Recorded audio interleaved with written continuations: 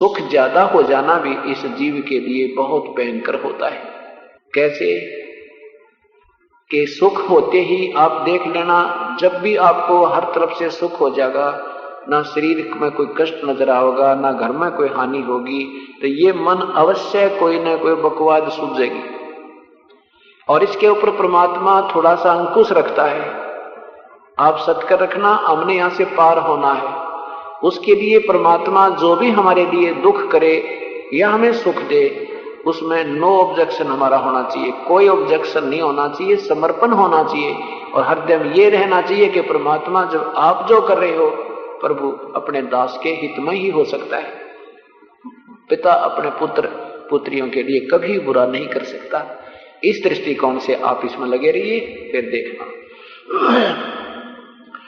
क्या कहते हैं कबीर, सुख के माथे पत्थर पड़ो जो नाम हृदय से जावे, बलिहारी उस दुख के जो पल पल नाम रटावे।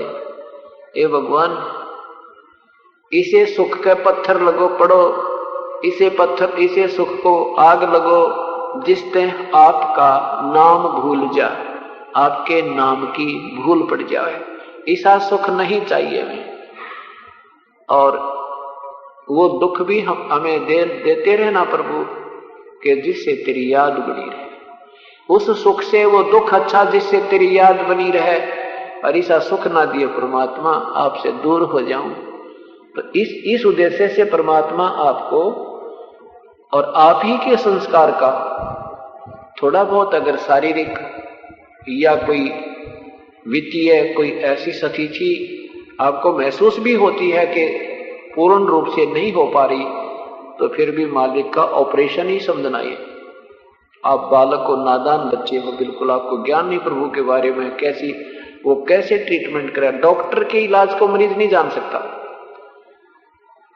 अब जैसे आपने उपदेश लिया, उपदेश लेने के बाद आप पुण्य भी कर रहे हो, दान पाठ भी करवा रहे हो, सत्संग में आ भी रहे हो, श्रद्धा भी ठीक है, और फिर भी कोई ना कोई आपत्ति आप पर आ रही है। आप ये समझना कि जैसे डॉक्टर के पास एक सीरियस केस जाता है, वो पहले उस रोग का ट्रीटमेंट करेगा जो उसका जानलेवा होता है। बाकी चाहे चीज भड़क की तो थोड़ी बहुत बनी रहे तो बनी रहे, वो परवाह नहीं करता। वो पहले उस रोग का इलाज करेगा जिससे आपकी जान ना चली जाए। उठाओ बाद में देखता है। ऐसे ही हमारे जो सीरियस पाप कर्म होते हैं, परमात्मा पहले उनकी रोक बनाता है। और हम फिर ये छोटे छोटे फिर भी रह जाते हैं, उनकी भी ज्यादा चिंता बना देते हैं, एक ही रट लगाते हैं, ये नहीं हुआ जी, फलाना नहीं हुआ। अब ज्यादातर बहन भाई क्या, एक बहन बेपेर ज्यादा करती है, जो कभी सिर में दर्द दाई और घना रहे, बाई और थोड़ा रहे, 2 दिन हो गए दोना भूख ना लगती। ये कोई प्रार्थना भगवान के सामने करने की बावड़ी कहीं की, क्योंकि हम दुखी इतने हो लिए, हम परेशान इतने कर दिए इसने काल ने, जैसे कुत्ते का लठ मार दिया करे ना 1-2, और फिर उसकी हिम्मत ना रहती उठने की, वो बेचारा पड़ा जरा सा भी कहीं आहट हो जाए ना, खुड़का दुड़का कहीं हो जाए गली में, वो उठता नहीं, फिर पड़ा दूर से ही रोने लग जाता है। तो अब हमारी ऐसी दुर्गति कर रखी इस काल में, युगों हो गया, आज नहीं, अब हमें जरा सी भी कोई आपत्ति आती दिखे, हम बुरी तरह रोने लग जाते हैं। ये दोष नहीं, इसका थोड़े से दिन में आपका दिल डटने लगेगा, आपके ऊपर ऐसी आपत्तियां आएंगी आप सोच भी नहीं सकते, परमात्मा ऐसी मेहर भी कर दोगे आप। और फिर देखना आपका कैसे उम्मीद, कैसे श्रद्धा बढ़ेगी। एक भक्त ने एक छोटी सी पर्ची दी अभी एक सेवक को, उसने क्या लिखा है कि मैं 19, 20, 21 को यहां आया हुआ था सत्संग में। इस भक्त ने लिखा है कि मैं आसाराम राजमिस्त्री, गांव कुड़ीला, जिला टिक्कमगढ़, मध्य प्रदेश का रहने वाला हूं। प्रति माह के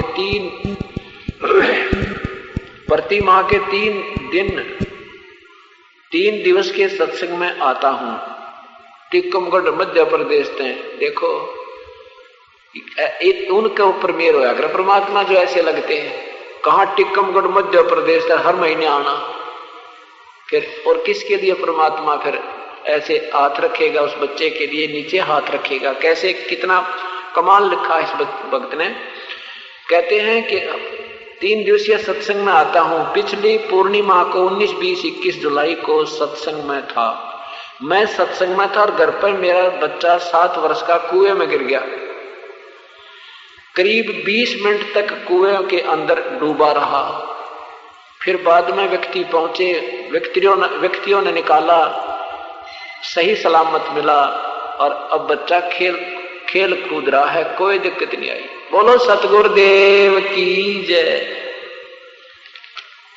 अब बताओ, और ये वही होता और बच्चा 2 मिनट में खत्म, 2 मिनट के बाद नहीं जी सकता बालक कुएं में पड़ा हुआ, और 20 मिनट डूबा रहा, 20 मिनट के बाद निकाला और बच्चा कूदता हुआ खेलता फिर रहा, कोई दिक्कत कोई ना।